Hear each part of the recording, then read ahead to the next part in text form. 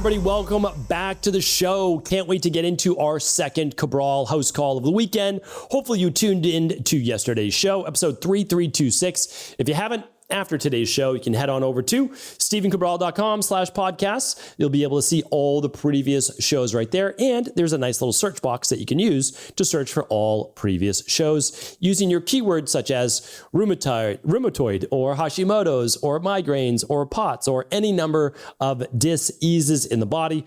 Always happy to help. And with 3,326 shows before today, your question may have already been answered or at least touched on. Maybe you've got a different variation. As I said yesterday at the close of yesterday's show, even if you think that it hasn't been answered, or maybe it has, but not the way that you want it, always write in. Err on the side of always write it in. And you can do that at stephencabral.com/askcabral. You, as members of this health-based global community, are what make the podcast really possible. I mean, the show happens because of you. So please do write in. I'm always happy to answer your questions. All right, let's get into that first question. All things wellness. Weight loss, weight gain, anti-aging, high performance health. Let's go. First question's from Anonymous. Anonymous says, "Hi, Dr. Cabral. I'm looking for advice to help my 8-year-old daughter. She had a verruca last year that was persistent. It eventually cleared up with over-the-counter treatment. The verruca has come back this year and is really not shifting, and it appears to be getting worse and larger. I've tried taping it, shop-bought treatments and home remedies, using garlic, etc. What would you recommend? Thank you for all your wisdom." All right. So, I mean, usually don't hear it referred to as a verruca, but maybe, it is. So a plantar wart. If we're not talking about a plantar wart, right back in, and that's my bad, my apologies. But if we're talking about a plantar wart, especially on the foot, you have an 8-year-old daughter, most common in kids and teenagers. About 1 out of 10 to 2 out of 10 kids will have a plantar wart on their foot. How do they get it? Through a virus, the HPV virus. How's it spread? Literally walking around locker rooms, outside, barefoot. It's very common, easy to get, and it shows up as a wart on the foot.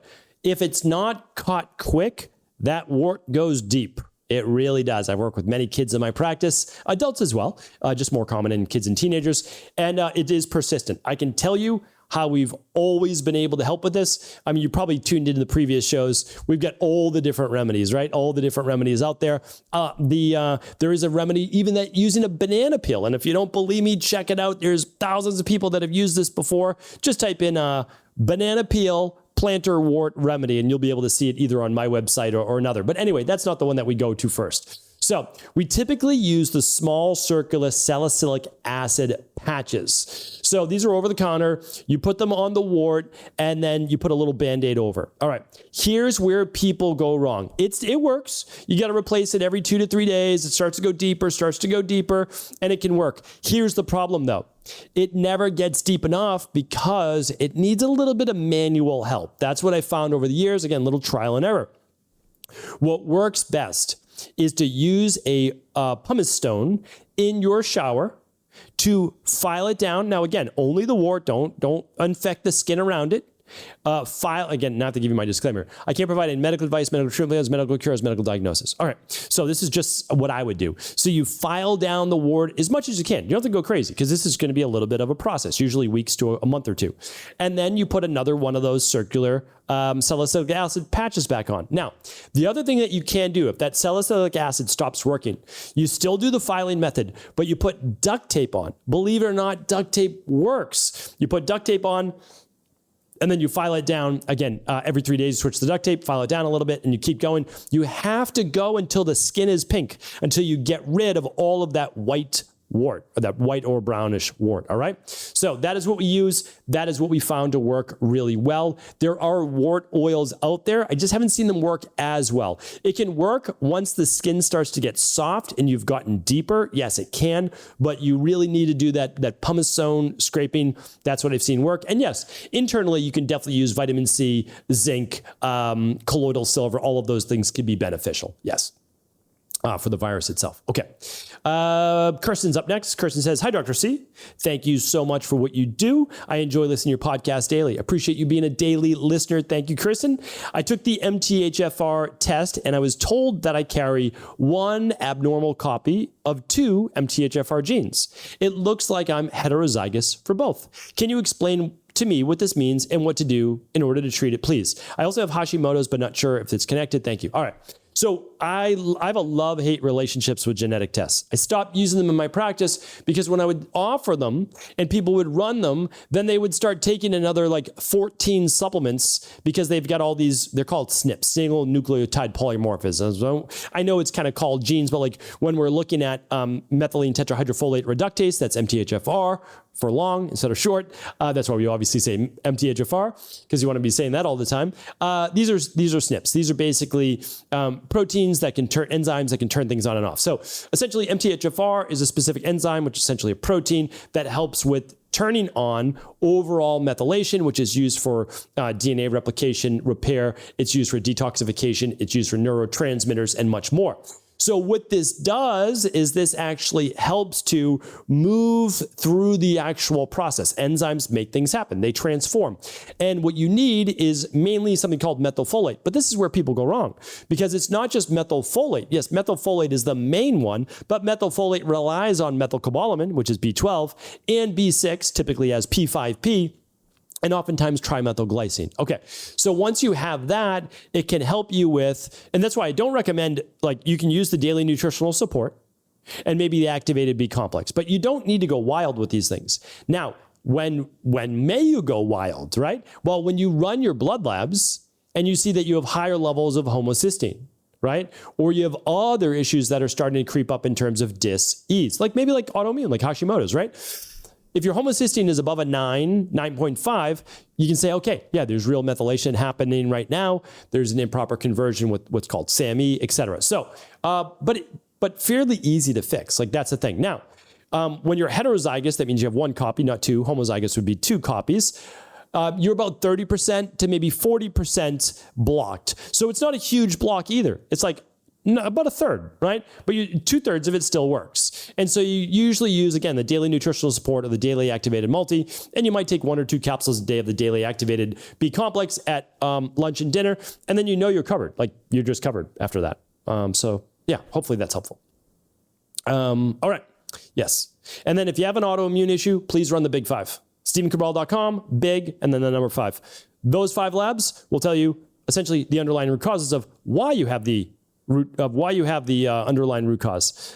Yes, but please. So, and I have a course on this. It's at StephenCabral.com/courses. There's one on thyroid. I wish I mentioned it to yesterday's individual who wrote in on their gut issues. I have one on gut and digestion as well. I also have one on female hormones. If you want to just cut your learning curve from a decade, like it took me, to 4.5 hours, that's what that course does. So there's no pressure on my end, trust me, but I put it here for people who want to just shortcut their path to success. They can learn all they need to. All right, Angie's up next. Angie says, hello, Dr. Cabral. My recent lab results indicate platelets are low at 147, which is concerning. GI doctor said I have at 2 low labs, and she is not concerned since it trends with prior labs. What could be wrong? And what is your suggestion for resolution? Other labs, which are concerning hemoglobin at 16.5 high, hematocrit at 50 high, glucose at 101 high, and diagnosed with IBS. Appreciate your guidance. All right. So again, Angie is the perfect person to also run the Big 5 because she's got multiple things going on. She has digestive issues with irritable bowel syndrome. Okay. Well, Angie, we can figure this out. Is it parasites? Maybe. Is it H. pylori? Maybe. Is it candida overgrowth? Maybe. Is it bacterial overgrowth? Maybe. Is it food sensitivities? Maybe. Well, we can figure all those out, right? That's in the Big 5. The Big 5 also shows you all your vitamin mineral levels, right? So it's interesting because we just chatted with, who was our friend before? Kristen on MTHFR? Yes. So MTHFR issues can actually be an issue with your complete blood count numbers that we're talking about right here. Why could they be an issue? Well, it has to do with oxygenation of the red blood cells. And if you're not getting enough folate, B12, B6, magnesium, copper and zinc, as well as iron, you may be dealing with a variation of too large of red blood cells or not enough oxygenation. So that is possible. But it's not the only reason, right? Not the only reason. The other reasons could be oxidative stress, viral issues, heavy metal load, and much more. This is why we run the big five, so we don't guess, we test, then we can figure out exactly what those underlying root causes are. All right. So big five is best. If you can't afford the big five, I totally understand. We get you these labs basically at cost. And they also come with a full consultation. But you can run the starter kit, also called the vitamin tox test, that has all your vitamin levels, all your mineral levels, your gut function, and heavy metals. So it's nice. Not as comprehensive as the big five, but it's 2 labs and it gets you a lot as well. That's for ages 3 years old and up. All right. And all this, again, is at stephencabral.com/shop. That takes you over to our private integrative health practice. And if you don't want to work with us, totally understand. Head on over to integrativehealthpractitioner.org. Check out all the practitioners there all over the world. They're not a part of Equal Life. They're not a part of my team. They run their own practice. You can work with them if you choose to. Great. All right. Christina's up next. Christina says, hi, Dr. Cabral. First, thank you for your generosity with your knowledge and time in the team you have built around you. I'm so grateful for the community. Thank you, Christina. Appreciate that. Now to the question. 3 months ago, I started eating chicken and beef again after 15 years of being pescatarian. I've noticed that since that time, my frequency of burping has increased. I thought maybe my microbiome and digestive system needed time to adjust, but also thought by 3 months it would have subsided. This is the only change I've made in my diet. All other habits are the same: sleep, frequency of workouts, environmental supplements, etc. The burps came on suddenly, which is kind of embarrassing, and I try to hold them in. It causes acid reflux. What do you think? Yeah, it literally could be 1, a hiatal hernia, or 2, low stomach acid production. It's not the only thing. But if you want to try a gentle methodology, you could use hot ginger tea with your meal. Or you can squeeze some lemon with that ginger tea if you like that. More acidity coming in. I know that as a process, it's more alkaline, but let's just keep it at what is that in the stomach. Or you can add a tablespoon of apple cider vinegar to warm water as well. That would also help for a little bit of acidity. Okay. If those aren't enough, you can try betaine, HCl, and pepsin, but don't do those yet. Use 2 to 3 capsules of daily digestive enzymes at the beginning of your meal. All right. If that gets rid of the burping, it was just simply the food getting caught up in the stomach, slow digestion, causing gas, fermentation, and causing a burp. Okay, that happens all the time. If the 3 daily digestive enzymes with a meal, a whole food meal, don't work, don't stop them, do those, but add the betaine, HCl, and pepsin. You can take 1 or 2. You take it mid-meal though, and that can help with higher levels of protein digestion. So if nothing else changed, except that you started to add in meat and chicken, which is harder to digest than fish or eggs, and I know you're pescatarian, so it might just be only fish, that could be the reason. Just not enough stomach acid production, weaker digestion, and you got away with that when you weren't eating harder to digest foods that take more HCl and pepsin in order to break down. All right? So that's where I would start. Yeah, that's where I would start. I mean, there could be other things. Again, it could be a hiatal hernia. Could be, what else could it be? Overall slow slow digestion, slow motility, higher levels of sympathetic nervous system stress leading to that. But I would start there, okay? All right, let's get in one more question today. It's from Juliana. Juliana says, hello, thank you for reviewing my situation. I'm a female, 22 years old. As many women my age, I've been dealing with acne for a while. It got much worse around 20. It didn't have a problem in high school. It appears to be fungal and comedodental acne all the time and some cystic acne around my period. Got it. Okay. That's my bad on reading. Many small spots on my chin, forehead, and nostril area. Okay, got it. Sometimes in the area above my top lip. I've seen a dermatologist over the past 2 years on doxycycline pills, tretinoin, and I'm on clindamycin lotion. This helped clear my skin pretty well, but not completely. I recently stopped all of these. I want to find a more natural solution to whatever's causing the acne, and the acne has, of course, come back. I try to eat clean and use low tox products. What can I do? Okay, totally get it. So first, we would need to know, are you on birth control or not on birth control? What happened from 17, 18, 19 years old to age 20, what in your diet changed, what in your exercise changed, what in your stress changed, anything that changed there. Did you lose a lot of weight? Like anything that we need to know that would affect your hormones. Now, having said that, of course, I would love you to run the big 5 labs, but if you could only run one lab, it would be the stress, mood, and metabolism test. And that is because I want to look to see if you have estrogen dominance. You may have estrogen dominance. If so, because this sounds like estrogen-based acne, you may have that, or maybe even high levels of androgens, which is higher levels of testosterone. If that's the case, no level of gut healing or things like that are necessarily going to fix this. Now, if it is gut-based, we would run that, of course, with the Candida metabolic and vitamins test. So that would be test number 2 for you. And we would look to see if there is a gut issue. If you were on doxycycline, that certainly could have caused gut issues if you didn't have them before, unfortunately.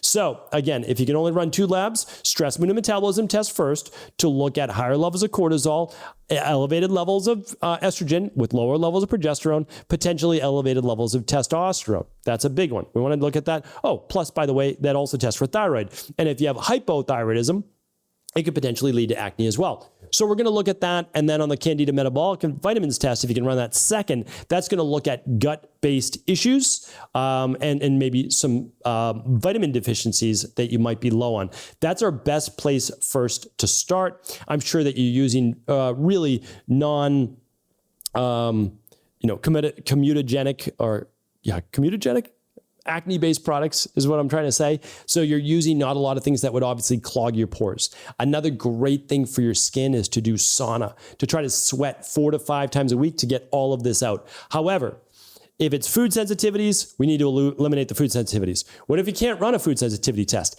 At least start with the 3-week elimination. I would do the detox for 21 days. So go to stevencabral.com/detox. You'll see the detox there. It's literally the same price as food. Like, you're not going to spend more. All of your breakfast and mid-afternoons are provided for you. But anyway, I'll let you decide on that. Or you can at least do elimination diet of eliminating gluten, dairy, eggs, and I would eliminate nuts for you specifically just because maybe there's like a lectin issue specifically with that. So, I mean, acne is complicated, but not complicated because there's like 10 to 12 reasons as to why we get acne: bacterial-based, food sensitivities, higher levels of androgens, higher levels of estrogen dominance, thyroid. So like, you just work through the process. And I know it's sometimes painful, but the way that you shortcut that is by running these at-home lab tests. Because like it says, oh, yeah, thyroid's totally fine. Well, we don't need to work on thyroid then. Oh, there's some estrogen dominance. There's some high testosterone. No problem. We're going to work on detoxification, like liver detox, to clear these estrogens and testosterone faster. We'll use a product like T-Quench to lower your testosterone levels. Then we will use a product like Estrogen Balance to lower estrogen levels. We'll do the overall detox, as I said before, to overall clean the blood. We'll use sauna maybe just to help purify the skin to a greater degree, or at least a face steam. So there's so much we can do. I don't want to overwhelm you. And that is why, if possible, these at-home lab tests look for the gut-based issues, the hormones, etc. All right. Kind of a lot of information. If it was, rewind, re-listen. Hopefully this was helpful. I appreciate all of you being a part of this amazing community. I'll be back tomorrow with a brand new Cabral concept. Take care, everybody. Thanks so much for tuning into today's show. Before you go, don't forget to hit that subscribe button. I want to make sure that you're getting our daily content, not missing out on anything functional medicine, wellness, weight gain, weight loss, anti-aging, living longer, stronger, and all of the most cutting-edge research. And if there's any topics you want to hear, feel free to leave them in the comments below. Take care.